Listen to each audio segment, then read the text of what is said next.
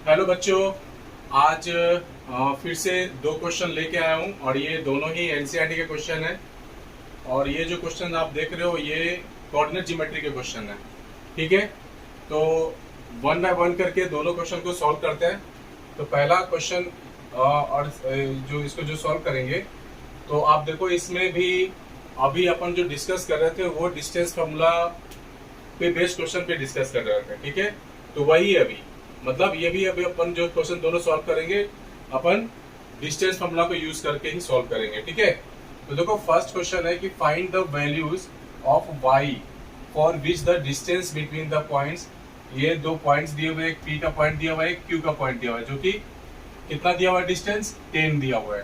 ठीक है, तो यहाँ पे जो pq है, दोनों के बीच में जो डिस्टेंस है pq है और यही हमारा 10 के बराबर है।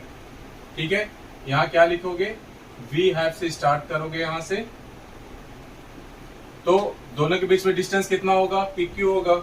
और पी क्यू जो हमारा डिस्टेंस है, यहाँ पे क्या लिखेंगे, स्क्वायर रूट ऑफ, क्या लिखेंगे मालूम ही है, डिस्टेंस फॉर्मूला क्या होता है, डिस्टेंस फॉर्मूला यहाँ पे लिख देते हैं x2 माइनस x1 का whole square, y2 minus y1 का होल स्क्वायर, ये होता है डिस्टेंस फॉर्मूला होता है। मैंने क्या करा है कि पी क्यू लिखा तो है, लेकिन साथ में मैंने इसका ही जो एक जो जनरल फॉर्मूला था वो लिख के अपन इसमें यूज करें ताकि आप लोगों को इजीली समझ में आ जाए। और इससे पहले क्या करना है आपको, यहाँ पे पॉइंट्स लिखना है। पॉइंट्स क्या लिखना है, एक पी का पॉइंट कितना है 2 1 -3 है, और क्यू का पॉइंट है हमारा 10 और वाई है। क्लियर है, तो देखो ध्यान से, यहाँ पे ये x1 का है पॉइंट है 2, y1 का पॉइंट है -3, यहाँ पे x2 का पॉइंट है 10 और ये y2 का पॉइंट कितना है, y है। तो इसमें हमें वैल्यू किसका निकालना है, y का निकालना है। तो ये दो पॉइंट्स दिए हुए हैं, बस कुछ नहीं करना है, इसमें बस वैल्यू पुट कर देना है।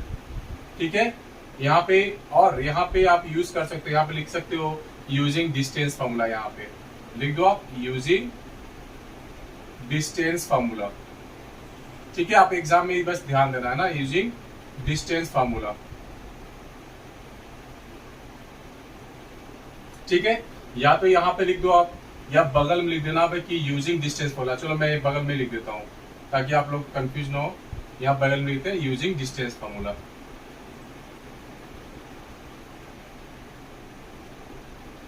ठीक है,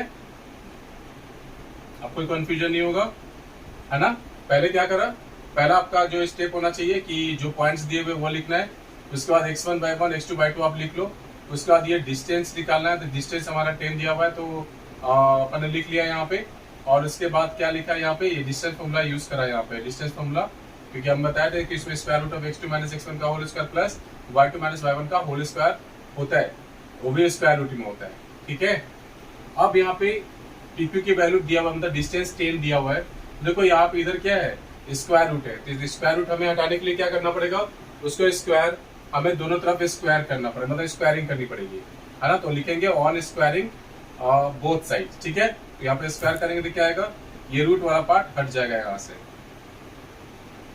क्लियर है, तो कितना आ गया, x2 माइनस x1 का होल स्क्वायर हो गया, और प्लस कितना आ गया, y2 माइनस y1 का होल स्क्वायर आ गया। ठीक है, और ये हो गया हमारा 100। अब ये x2 की वैल्यू कितनी है, देखो यहाँ पे 10 है, तो 10 रख दो। x1 की वैल्यू कितनी है, 2 रख दो। इस तरह से हमारा ये हो गया। y2 कितनी है, हमारा y है, और हमारा y1 कितना है, यहाँ से इसको आप लिख दो -3 लिख दो, ऐसे। ठीक है, कितना आ जाएगा, यहाँ पे 8 का स्क्वायर हो जाएगा, और यहाँ पे y प्लस 3 का होल स्क्वायर हो जाएगा। तो इस तरह से हमारा 100 आ गया यहाँ पे, और ये हो जाएगा 64 प्लस, देखो यहाँ पे a प्लस बी का होल स्क्वायर है, तो क्या हो जाएगा, y स्क्वायर प्लस 9 प्लस 2 3 जा 6y होता है ना। a प्लस बी का होल स्क्वायर क्या होगा, a square plus B square plus 2ab, यहाँ पे ये चीज आ गया, यहाँ पे इक्वल्स टू 100 आ गया। ठीक है, और 64 प्लस 9 कितना आ गया, 73 आ गया, y square plus 6y equals to 100 आ गया। ये इसको मैंने ऐड कर दिया है। ठीक है, तो यहाँ से y स्क्वायर प्लस 6y, और 100 को इधर लेके आ जाता हूँ, प्लस 73 माइनस 100 हो गया। ठीक है, तो अब देखो यहाँ पे कितना आ जाएगा, y स्क्वायर प्लस 6y हो जाएगा, मैं इधर लिख देता हूँ, y square plus 6y minus 27 equals to 0 हो गया। तो अब इसको फैक्टराइज करोगे तो कितना होगा, पहले वहां पर 1 या 27 से मल्टीप्लाई करेंगे तो 27 हो जाएगा, ठीक है।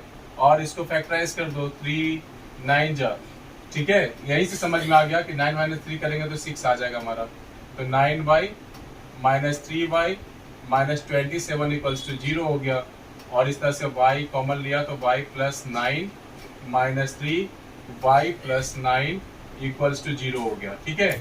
अब देखो ये दोनों में कॉमन आ रहा है, ये आ रहा है कॉमन, तो y + 9 और ये हो जाएगा y - 3 इक्वल्स टू 0 हो जाएगा। तो इस तरह से दो वैल्यू हो गया हमारे पास, इक्वल्स टू 0 कर दो, y - 3 इक्वल टू 0 कर दो, तो y की वैल्यू हो गई -9 और y की वैल्यू हो गया 3। तो हमारे पास कितने पॉइंट्स मिले, एक तो मिला हमारे पास, y की वैल्यू 2 आ जाएगी, कितने आ जाएंगे, y इक्वल्स टू -9 और 3। तो इस तरह से हमने देखा कि ये क्वेश्चन कितना आसानी से सॉल्व हो गया, क्लियर है। तो अब यही फॉर्मूला जो है डिस्टेंस फॉर्मूला अपने सेकंड में भी यूज करेंगे, ठीक है। तो मैं इसको हटा रहा हूं,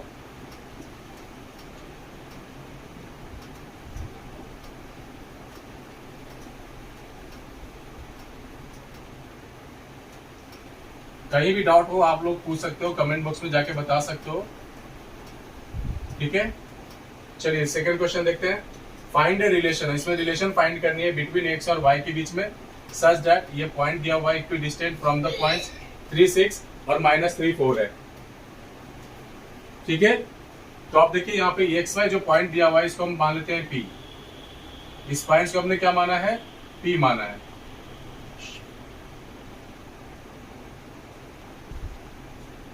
तो हमने यहाँ पे क्या मान लिया, ये पॉइंट्स को मान लिया P, तो हमारा हो गया x और ये हो गया y।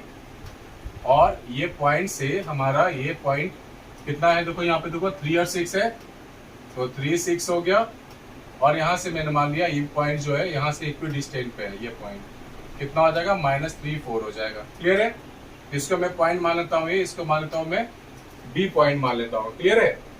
अब यहाँ से बोल रहा है कि डिस्टेंस आपस में इक्वी डिस्टेंट है, देखो लिखा हुआ है इक्वी डिस्टेंट, यानी P से A के डिस्टेंस, P से B के डिस्टेंस, या B से P के डिस्टेंस या A के P के डिस्टेंस जो आपस में दोनों क्या है, इक्वल है। तो इसको भी यानी यहाँ पे हम लिख सकते हैं कि AP इक्वल्स टू क्या हो जाएगा, PB हो जाएगा, क्लियर है। तो दोनों का डिस्टेंस आपस में इक्वल है इसलिए मैंने लिखा है, ठीक है। और अब जब हम AP के लिए लिखेंगे, AP डिस्टेंस निकालेंगे, तो अब यहाँ पे लिखेंगे, क्या लिख सकते हैं यहाँ पर लिख सकते हैं, यहाँ पे जब इससे पहले ये लिख लेते हैं AP जो दिया हुआ है यहाँ पे AP के लिए क्या हो जाएगा, AP के लिए ये इसको मान लेते हैं x1 और ये मान लेते हैं y1, और इसको मान लेते हैं अपन x2 और y2 मान लेते हैं। तो डिस्टेंस कितना हो जाएगा, यहाँ पे डिस्टेंस हो जाएगा हमारा x2 - x1 होता है ना, यहाँ पे लिख दिया मैंने, फॉर्मूले लिख दिया यहाँ पे, प्लस y2 - y1 का होल स्क्वायर हो गया है ना। इसी तरह से इधर भी लिख लेते हैं, है ना। ये फॉर्मूला बताने के लिए मैंने लिखा है, क्लियर है। या आप ये हटा भी सकते हो, या बगल में साइड में लिख दो, केवल फॉर्मूला लिख दो, ठीक है। ये फॉर्मूला लिख के ही करो इधर, और नहीं तो बार बार लिखना पड़ेगा। यहाँ पे लिख दो यूजिंग डिस्टेंस फॉर्मूला, यहाँ लिख दो यूजिंग डिस्टेंस फॉर्मूला लिख देंगे अपन, ठीक है।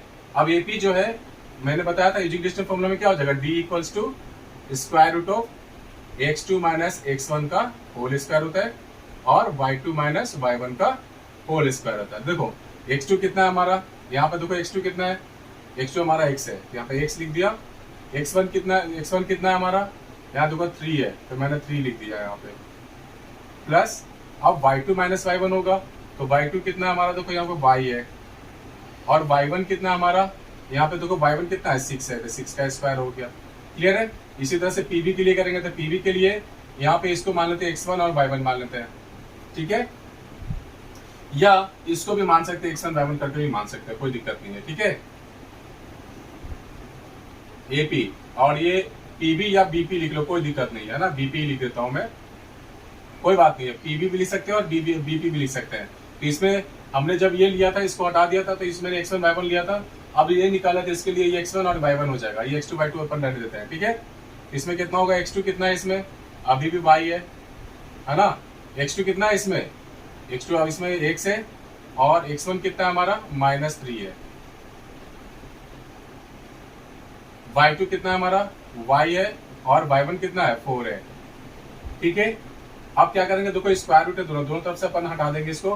हटाने के लिए हमें क्या करना पड़ेगा, दोनों तरफ हमें स्क्वायर करना पड़ेगा। ठीक है, तो स्क्वायर करेंगे तो रूट हट जाएगा, तो हमारे पास कितना आ गया, x माइनस 3 का होल स्क्वायर। ठीक है, और हमारे यहाँ पे कितना आ जाएगा, y माइनस 6 का होल स्क्वायर आ जाएगा।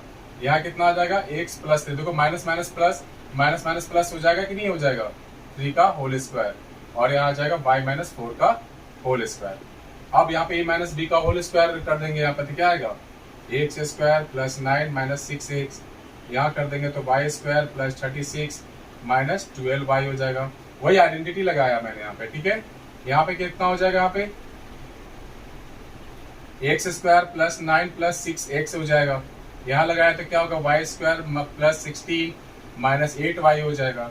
देखो x स्क्वायर से x स्क्वायर कैंसिल हो गया, y स्क्वायर से y स्क्वायर कैंसिल हो गया, तो हमारे पास कितना बचा, ये 9 से 9 कैंसिल हो चुका है, तो हमारे पास बचा 6x plus 36 minus 12y equals to कितना बचेगा, 6x, ये 6x बचा प्लस 16 बचा और ये माइनस 8y बचा है। क्लियर है ना।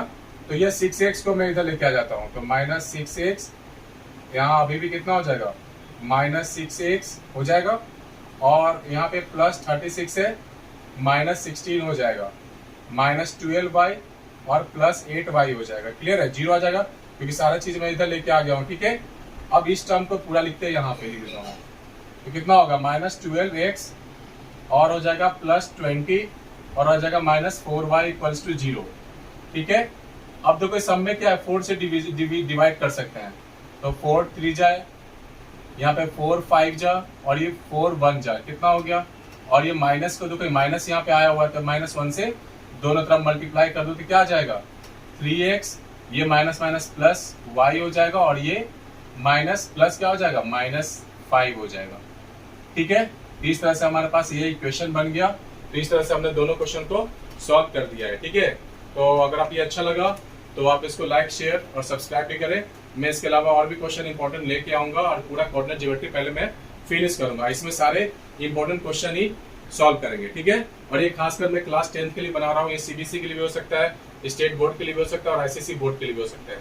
ठीक है, चलिए, थैंक यू।